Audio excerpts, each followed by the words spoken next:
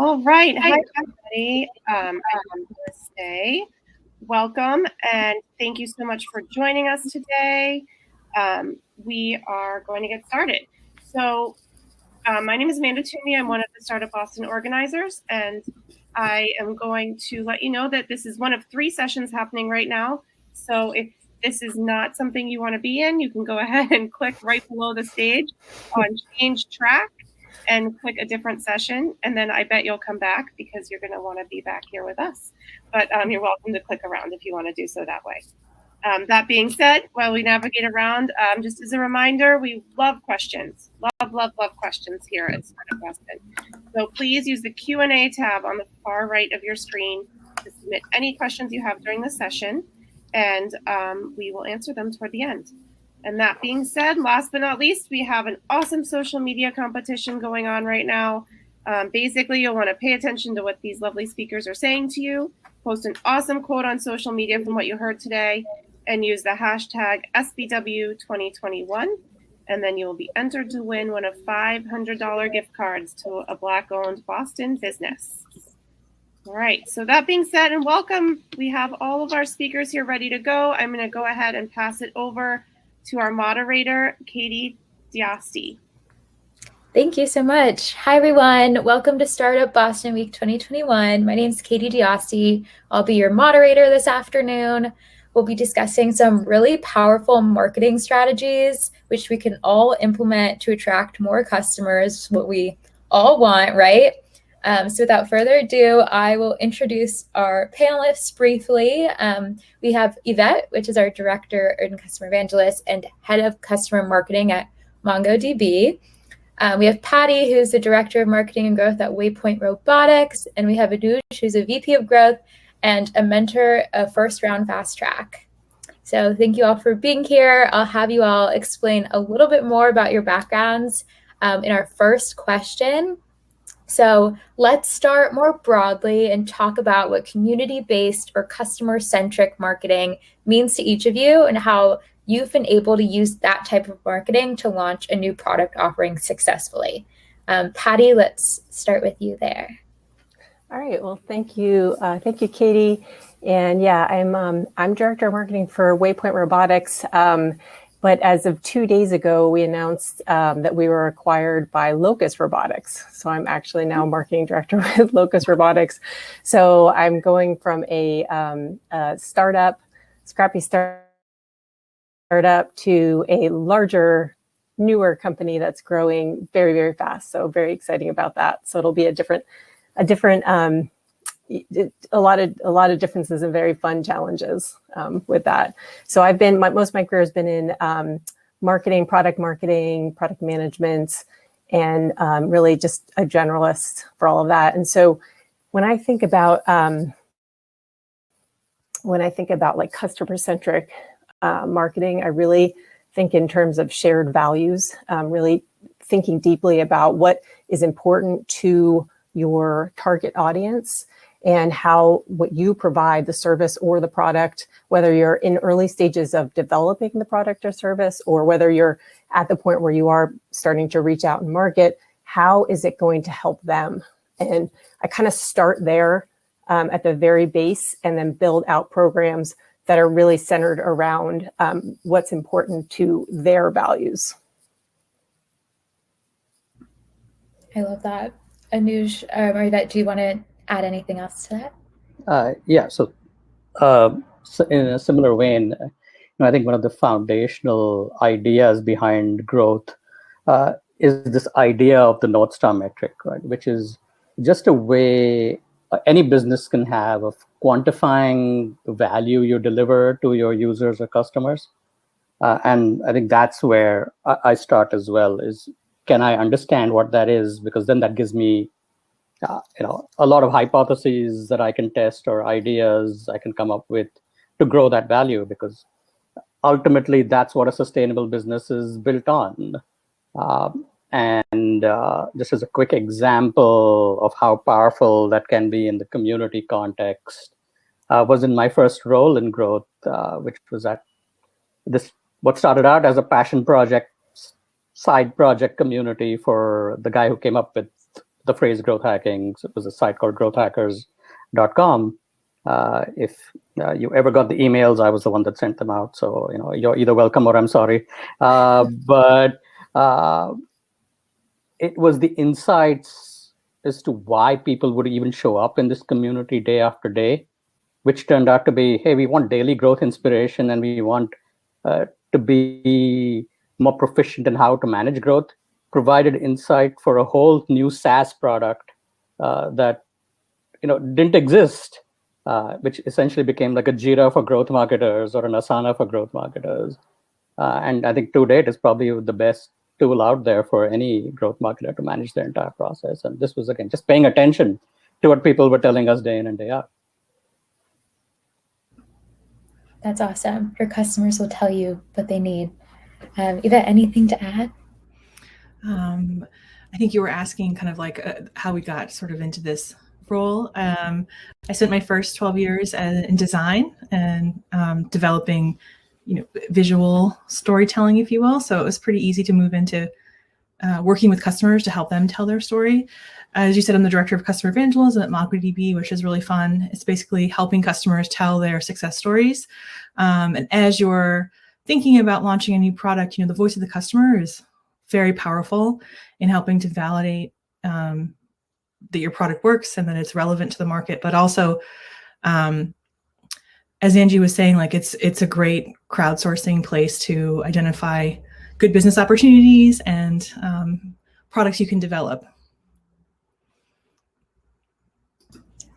That's fabulous. Kind of talking about customers and listening to them, we're going to go into how we find the correct customer to target. So many individuals that might be tuning in may have an existing product or planning to launch a new product, and they're probably actively searching for the target customer for their product, and they may be between a few different audience segments. How should you go about choosing the correct audience segment to target first? Anuj, we'll start with you. Yeah. So, and again, I'll use the parallels of community and product because I actually treat them both the same way. So it doesn't matter which context you're in. But if you think about how products, find their way to market, it's through this tough gate called product market fit, right? And the way you find your way there is by identifying, like, for whom is this a must-have? Right? Because this is a very common trap for all of us. There's all sorts of people who'll say, "Oh, this is cool. You should go do it." But there are very few people who, when they even hear the promise of something, will start harassing you. About, so when can I have this yesterday? Sort of questions. And to me, that is the surest sign. And I think it's a more qualitative sign, than any fancy analytics will ever tell you about, who wants something and why. So that's where I lean a lot on, is in just a lot of user surveys, a lot of face-to-face conversations to dig deeper into motivations and why. Because, that's the only route to understanding why people will not only use something, but then reliably come back and stick around. Because, again, going back to the idea of that North Star metric, that value only grows through repeat use. So I think the line you draw back is to, like, for whom is this the most burning problem, and then the deepest must have. And yeah, the idea applies equally to product or community, right? And so that's my strategy. I like the concept of a customer that needed your product yesterday, who's urgently needing it. That's great. Patty or Yvette? I was going to say, I think sort of building off of what Anuj was saying is taking a lot of time up front to really think about your different segments and thinking deeply from their perspective of what is important to them, really trying to put yourself in their shoes.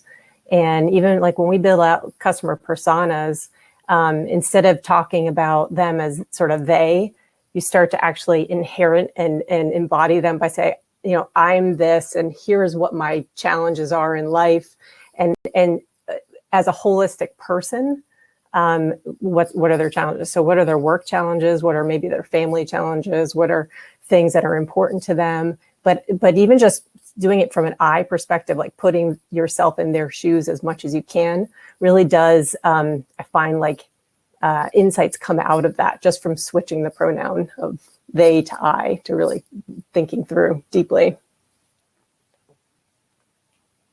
Yeah, making it a lot more personal. Yeah, that's so important.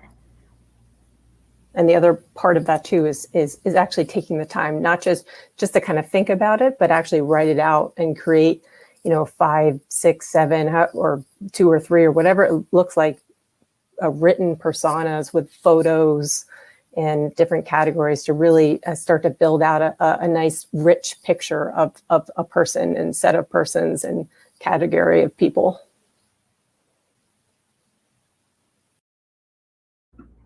Amazing. Yvette, anything to add to that one? If you have the budget, it is helpful sometimes to talk to some industry analysts about, where they think that your market is. They have a ton of reports, and they have, one-on-one time. It is very expensive, but they also have the ear of many IT buyers already, because they have a lot of enterprise IT buyers have subscriptions with a lot of industry analysts. So that can be kind of if you do have the funding, a good way to find out.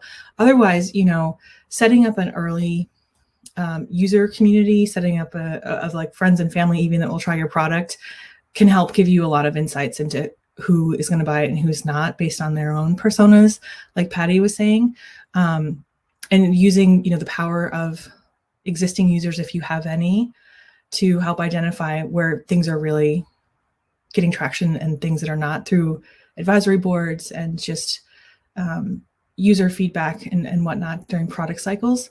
It can be really beneficial. A lot of people get this wrong, though. It's not like there is no easy answer. And I think we've all seen tech companies get it wrong and waste a lot of money on the wrong personas. So it's a little bit of trial and error, I think, depending on the product and the market segmentation that you're in and going after, and who you're going up against also.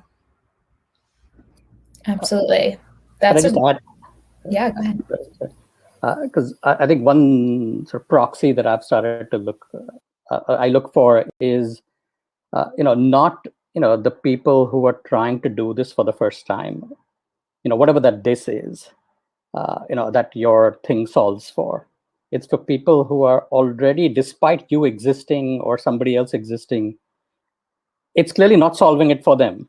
And they're trying to make do in their own janky way, however they can do it, right? Because those are people who just want it done a little better, right? And would rather not go through the pain they're going through. Right? And that's like a great segment to sort of glom onto, like, just, you don't have to convince these people as hard. They already know the problem. They're actively trying to solve it in their own way, right? So I think that's I say easy, but an easy spot if you can find these people. That's super insightful. Thank you. We were starting to already talk a little bit about budgeting and what we can and can't afford. I know many of us tend to start out bootstrapping our startups, or at least even on a very, very scrappy budget. What are some tips you all have for building a strong community of potential customers, maybe even pre-launch on a budget? Patty, we'll start with you. Just in general, whether it's building on a new product or trying to get more visibility to the product or service you offer, things that you can do that add value to the person, or that can offer something to the people that you're trying to reach. So it can, really always comes back to what is important to them and what can you do for them that will then help them help you eventually down the road. Like, you're not kind of doing things for them for the reason of quid pro quo, but it is more like, how can you be helpful to them in what you're trying to do? So if it's a product that you're wanting to test, like, kind of back what Yvette was saying, the faster you can get it in somebody's hands and get feedback, the better. The faster you can try out something, learn, adapt. So if you can offer things, free trials, discounts, make it easy and useful for them, that's great. If you're going to a conference and you want to spread your ideas, create talks or help the organizer organize panels, use your network to organize panels and get yourself or your colleagues on panels to help spread the ideas, make it easy for the organizer to get on talks, because it's like, again, like kind of thinking in terms of what is useful and valuable to them that will in turn come back around, but you're not doing it necessarily for that purpose. But it is amazing when you just kind of turn the lens away from yourself and on the person, and it's amazing the ideas that you can come up with and how helpful you can be, that will then in turn be useful for what you're trying to do.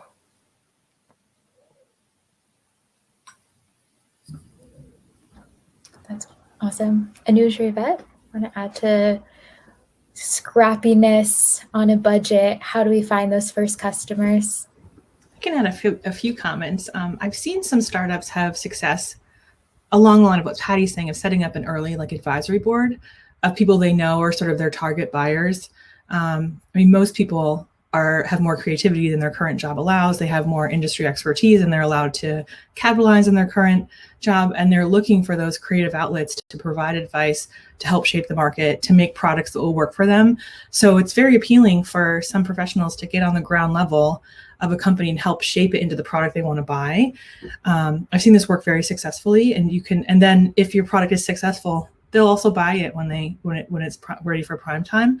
So I think that can be a way to sort of set up your initial customers, is by helping them be part of the advice and the build process, so that the features they want in a product that will have a solution for them is already built in.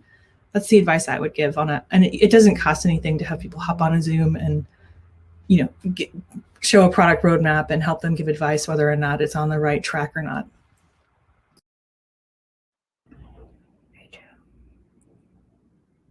Yeah, so I'll add a little bit on the scrappiness front, because I think a big part of what I think is really important to learn during this phase is language. Because a lot of the times you may be building the right thing, but people don't quite understand what it is. Right? And this is sort of connecting the line through to, I got the right kind of people on these advisory councils, they'll all describe the problem, or the solution they're looking for in very similar ways. And what you want to do is sort of basically harvest that language and use that language to talk to the next set of people who might be interested. Because if they're just like these primary people who have the problem, they will resonate with that language just as well and understand, like, oh, this is the product for me. It's also a great bonus that this is essentially marketing copy for you down the line, because this is essentially the right people describing the problem and the solution to you in their own words. And one really sort of simple way that I like to use to harvest sort of the most important language is to record these conversations. If you're doing them on Zoom or Hangouts or whatever, you can use some auto transcribing tool to just record these conversations. And if you were to, just copy paste all the answers to a given question into a word cloud software, I promise you 2 or 3 words will be bigger than others, right? And that's what you want to use, right? And really cheap and easy. That's great. I'm seeing some questions start to come in. Feel free to use that Q&A tab and submit your questions. We'll go through and do a Q&A towards the end as well. We talked about adding some people that are like advisors or reps to your business early on. We've also been getting some questions around influencer marketing and how that can pertain to your business. For any founder or startup person tuning in that's never used influencer marketing before, where should they start? And what are some situations perhaps you would or wouldn't recommend them to take on that marketing channel in particular. We can start with Yvette here. Sure. I haven't done a lot of influencer marketing so far. And most of the reason why is because we base our strategy on authenticity. And sometimes if you're purchasing partnerships, it isn't as authentic as a customer just talking about how happy they are. However, if you are able to find a thought leader in the space who agrees fundamentally with like the direction of your product, it can help you reach a wider audience faster. Especially if you're a startup and they have a much bigger base online than you are. So I would just be aware of who you're kind of partnering with influencers, and make sure that their audience aligns to your key audience that you would like to go after, and also there's like a level of authenticity in the foundation that they agree with your product, and their endorsement comes from a place of truth. I love the note on authenticity there. That is so important. Patty? Yeah, I was going to say, I agree with that. We're the same. We're it's industrial robotics for warehousing and manufacturing. At Waypoint, our influencers were customers that were satisfied. We would give the robots to the really high. We sold a lot into universities, top universities, and so them being able to easily set up, and then we'd also sell into small manufacturers. And when the people on the floor could set up and get going our robots really fast, that to us was as big as influencer as the top universities, because if it's easy to use and it can help somebody that's in the job today, that's going to be really helpful to all kinds of companies, because they're trying to do more with the people that they do have. And we're always about Waypoint, and now as Locus, very much about making things easy to use for people.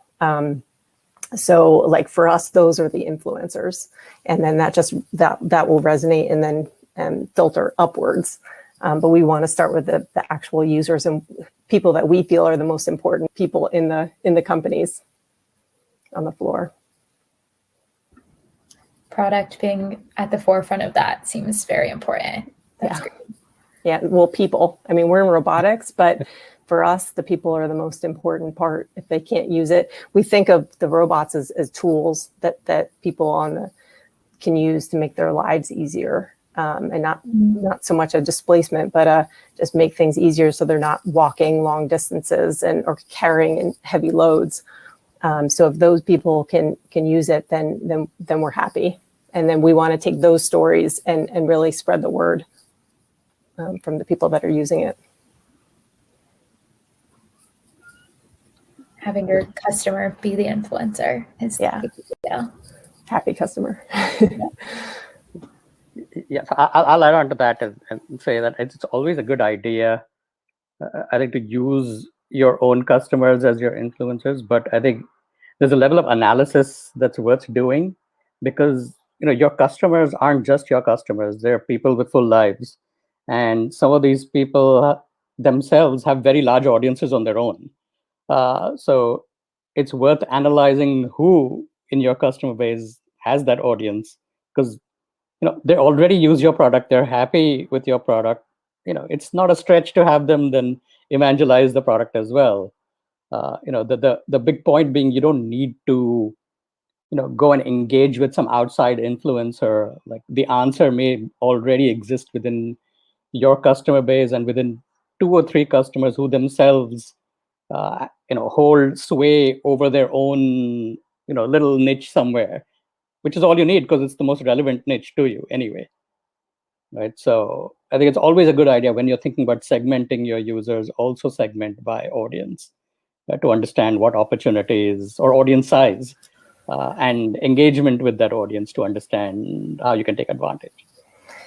One other thing I was sort of thinking about too, sort of related to that, like thinking about your customers as whole people, the importance of making sure that those customers are satisfied. So not just oh, you got the product and yeah, you said a couple quick reviews and thanks, on to the next customer. But ensuring and setting up your systems and your people so that you're very customer centric, not just from like producing the product, but also once the product is deployed or the service is deployed, that you care very much, not just in the sales process, but in the post-sales process. And like, I'm 3 days into Locus now, and one of the things that I've been most just super excited about is their like huge team and all of the process around post-sale, like what they do to make it easy to get going, but then afterwards to ensure constantly that the customer is satisfied and to be there every step of the way. And if there's any issue, to be instantly helping them resolve anything. And just seeing the size of that department as I'm learning more is amazing. And I think that that's really something to think about, like as a product, because this is on product development, but you got to think about, if you're designing for the customer, you also have to make sure that you have the right process and people in place to ensure that the customer is satisfied after the sale. Right. If we're putting all this energy into acquiring the customer, we want to keep them around. That's great. Anything else to add here? I would agree with Patty on her comment about doing customer marketing instead of influencer marketing. Obviously, I've spent most of my time in customer marketing, and I find the voice of the customer is much more powerful, even sometimes than your own marketing engine can be, because if they're able to validate that it works in their particular environment and they've had success and it's helped them achieve their goals, that speaks miles above any marketing document or any influencer post that I've seen.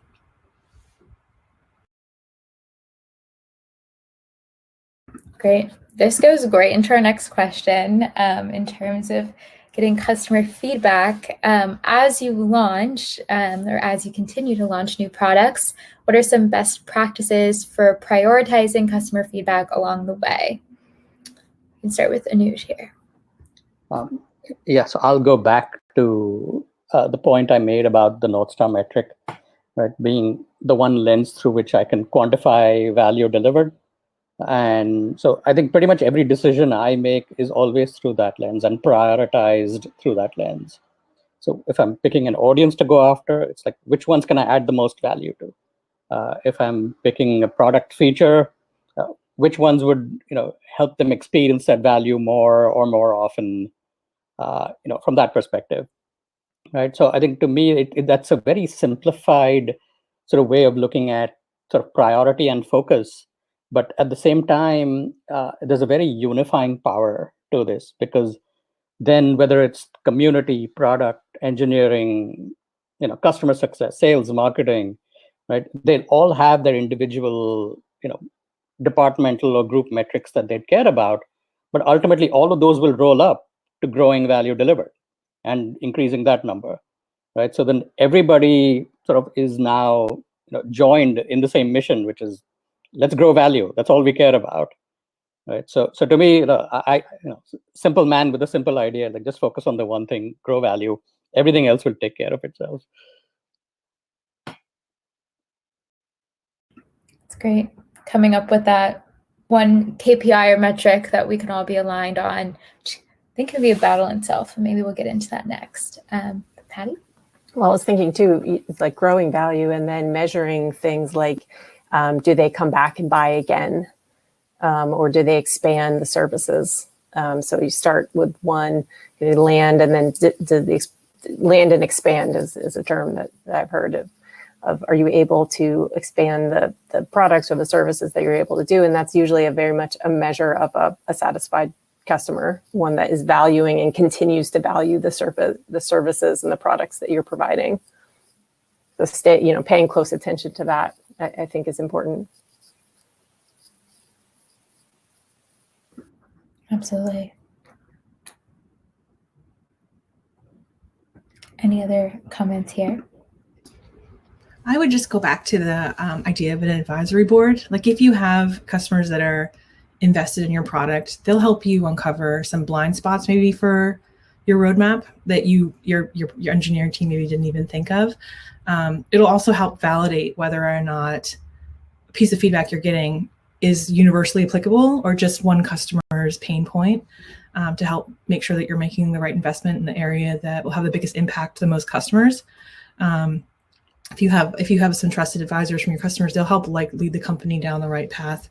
Sometimes, product feedback is really hard to prioritize because sometimes the loudest, the loudest wheel gets to grease, something like that, and there might be issues that the engineering team isn't even aware of, that because you have those trusted advisors with customers, they'll help uncover things that could be issues down the road or incompatibilities.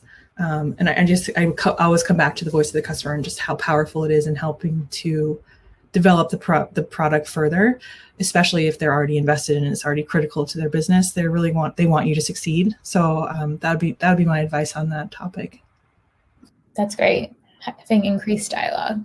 Anuj, do you have something to add? Yeah, just to tie this to that idea of the North Star metric, right?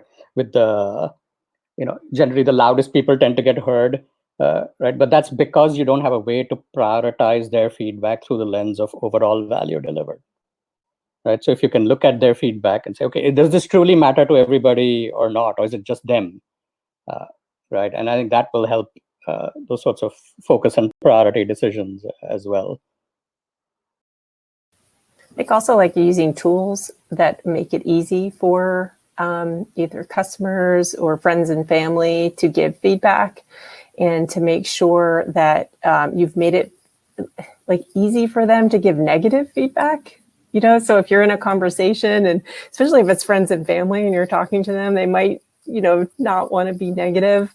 You want to try to draw out all of the feedback as best you can. So making it easy and making it comfortable to hear the negative side, because you really do want to get the negative aspects out. And if you have maybe a larger organization, having even other people not in the engineering team give feedback, and making it okay for them to be power users and feedback to the engineers, or maybe if it's company feedback, maybe making anonymous so that you can give negative feedback. I don't know, just kind of thinking out loud of ways that you want to draw, because there's certain people that just want to give feedback. There's other people that, you think about a restaurant, you walk away from a restaurant, there's a lot of people that really didn't have a great experience, but they're not the type of people to complain. So they walk out, and the restaurant owners never hear that feedback because they're nice people. They just don't want to complain, and they feel bad, for the person complaining. So they miss that opportunity of hearing that feedback. So if you can think of ways to ensure that people are comfortable giving negative feedback as well as positive feedback, that could really help your design process. And I can identify with that completely, because this was me. I'm like Exhibit A when it came to Growth Hackers when it first launched. I was the guy emailing them, at 10 a.m. every morning saying, there's spam on your site, or there's, there's bad actors, or, hey, what if we did A and B, to the point where, a year later, they just gave me a moderator login and said, do whatever the hell you want, stop emailing us, right? And this was just because, I was just so interested in it. I didn't want anything out of them other than for this to be a great experience. So, there are people like this out there who will just do it because it's such a great fit for their life at that point. Yeah, really holding on to those people who will give you feedback. There's the concept of the mom test when you're first launching a company or brand, and how everyone will tell you it's wonderful no matter what. But if you can surpass that initial core group of people and get that really core feedback, run towards it. It's very valuable. That's great. I'll remind everyone that the Q&A section is there, and we'll go into Q&A shortly. But one of our last questions we have is, we all just learned a lot in the past 45 minutes or so. I know I've learned a lot that I'm excited to go apply into my own company. But what's an action item you'd like to leave the audience with that they can go implement right now, right after they leave the sessions?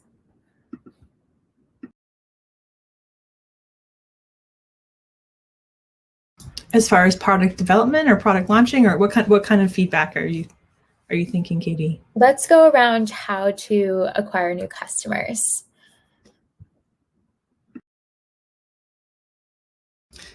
I think, I'm kind of beating the same drum, but I think having your existing customers talking about your product to their audiences is like one of the quickest way to sort of like get people interested. That for me, it's definitely my area of marketing, but we see that a lot where if a peer can sell to another peer, they're going to, like, if they love your product and it's helped them a lot, they're going to talk about it to their friends and family, but also their peers in the industry. Everybody's part of user groups, industry-wide, locally, in their, part of their alumni, and they'll start talking about your cool thing that you made, and then suddenly you'll get sales requests. And so I think just empowering your customers to have those conversations and set up, peer-to-peer conversations goes a long way. And then kind of building off of that, because I completely agree, and being able to, in any way, you don't need a lot of money for this, but creating content around that. So there's the peer-to-peer when you want to encourage and give them the voice and hope, like if they're happy, they'll talk to their peers in forums and such. But then there's also taking video if they agree to get on camera and say what they thought or why, or a quote, testimonial, things like that, that you're able to share with your network and then make it easy for them to share to their network. Really helps, again, as easy as you can make it and as comfortable as you can make it for them.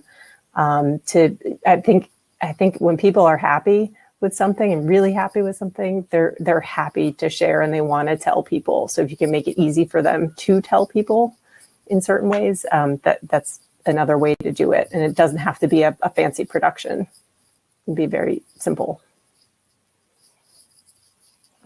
Yeah, mine's sort of related, and this applies new product, existing product, doesn't matter what, and it's going to sound really stupidly simple when I say it, but it's a lot of people for some reason still don't do this or do this as much as they should. Just go talk to people. That's really the only way to understand why people do what they do, right? Because I think what gets glamorized a lot are big sexy numbers, right? 10 million community members and 1 million users, and all of that is great, but doesn't really tell you anything.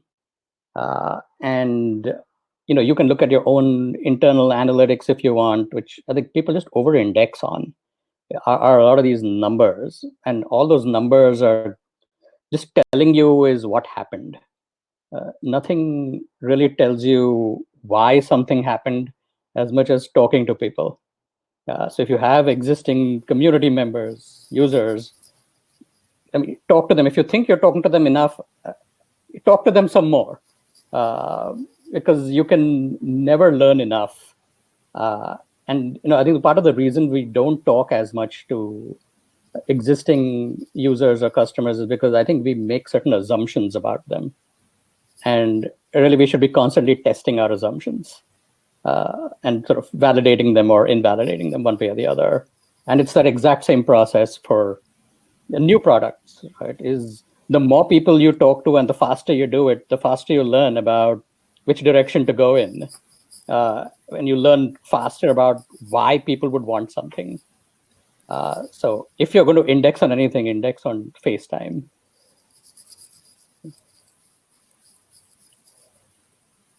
I love that. I was just going to echo that. I agree. When I had a consulting practice that I built kind of from scratch, and when I was doing it, when you could still go to networking events before the pandemic, like I went to so many events and just talked and learned and listened. That's the other thing, is listen, right? In news, it's not talking to people, it's listening, asking some things and getting their feedback, because you can learn so much from having real conversations. So I 100% agree with that. Awesome. Opening our ears, picking up the phone, doing all of that right away. We only have a few minutes left, so we'll jump into Q&A. If anyone else has any questions, feel free to add those. Allison has a question. On average, how many user personas should a UXer produce when trying to convince your pitch to stakeholders? Mentions, I understand it's mostly situational, but in your experience, what do you all think?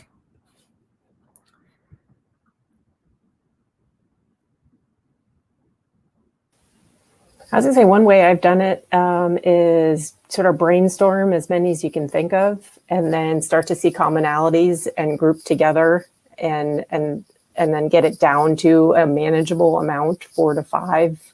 Again, very situational, but I think you can't. It's impossible. You're just starting out. You can't market to 10 personas, but if you lay them all out and you really think about all the types of people you think will. You'll see commonalities, and then you might get some threads of, oh, it makes sense because these are more local and I can start here. Or this is a good fit because this is a growing market and not a lot of people are talking to these with this type of service or product. Or like you'll gain insights by diving in deeper once you've sort of gotten them all out, and then you would want to categorize and whittle down and pick 3 to 5.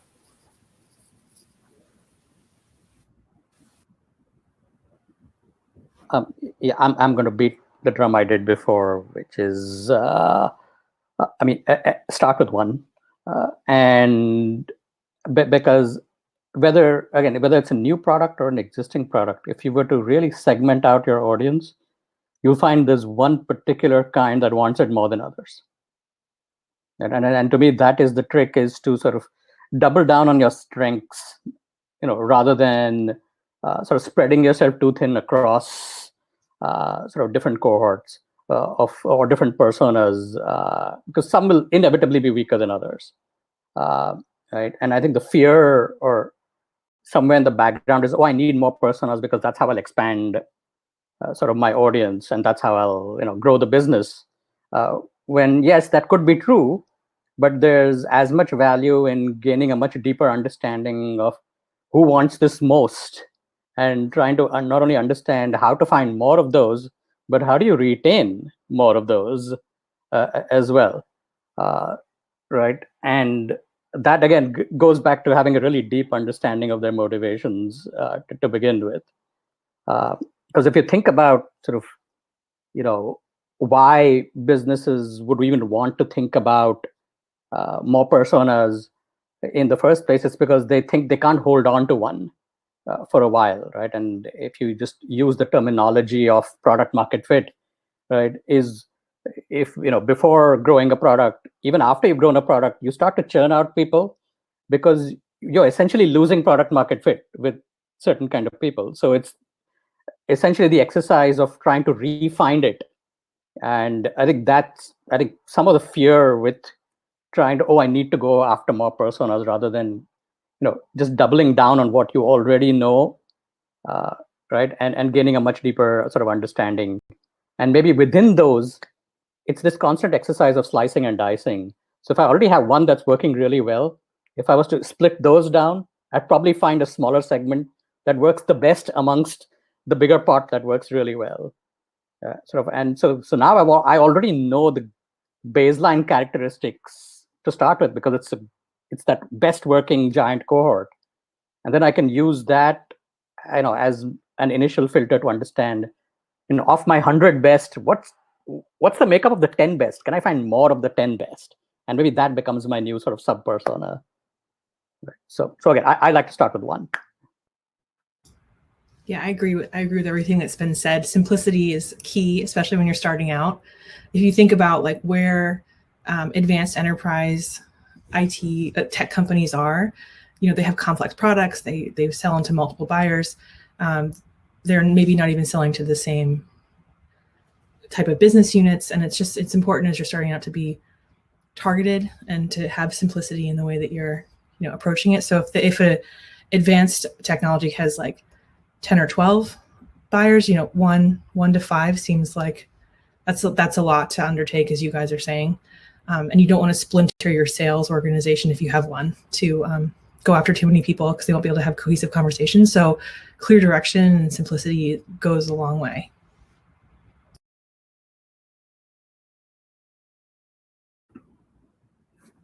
Thumbs up from Patty. Awesome. If anyone else has any questions, we can move towards audience Q&A shortly.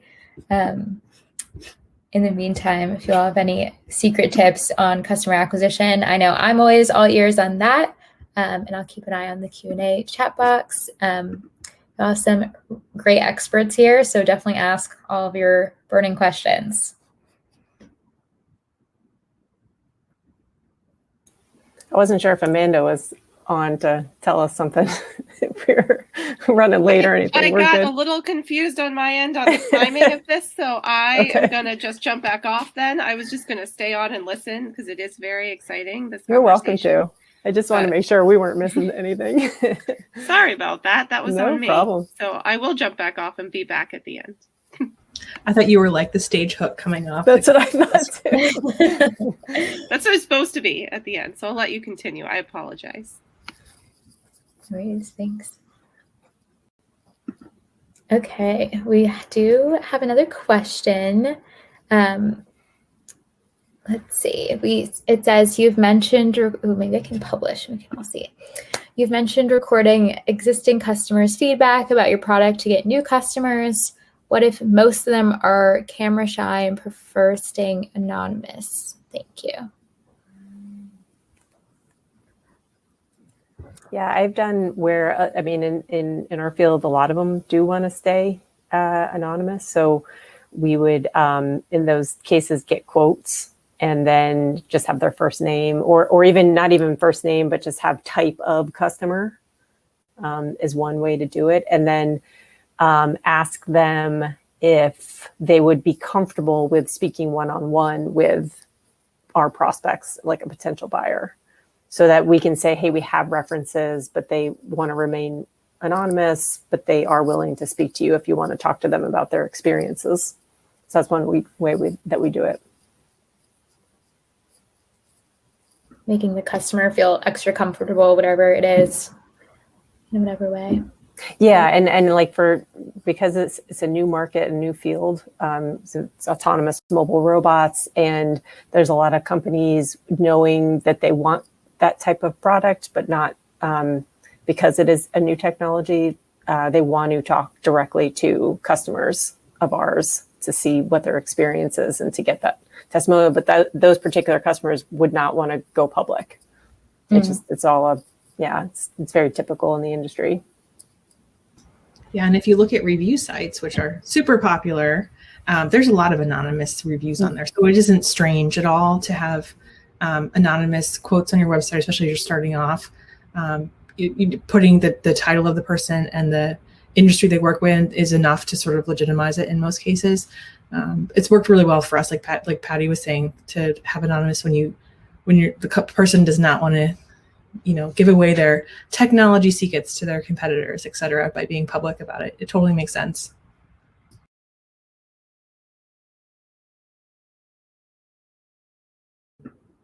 That's great. Yes, being fairly adaptive. That's what I'm hearing. Katie, I was curious if you had any insight into, I mean, you're successfully building a business that you are more than welcome to tell us and the audience about. And if you have any thoughts, I'm sure you have a lot of great experience and you've been garnering a lot of success. So if the other two panelists don't mind, I'd love to hear some of your perspective. Oh, thanks, Patty. Yeah, I guess for those who don't know, I'm a founder of a brand called Viv. We're also based in Boston. So this startup community here has been super helpful for us. I've also attended a bunch of Startup Boston Weeks myself in the past, but we're a direct-to-consumer, earth-friendly period care brand. So I definitely feel you on the sense of wanting to get in-depth customer feedback, but want to make sure people are comfortable, because in our case, when we're asking someone something so personal about their body, we want to make sure that they feel at ease. And I think a lot of it has to do with the way you structure questions, and even the medium. We'll tend to do phone calls instead of video calls for those questions, so that people can be in whatever comfortable position they want.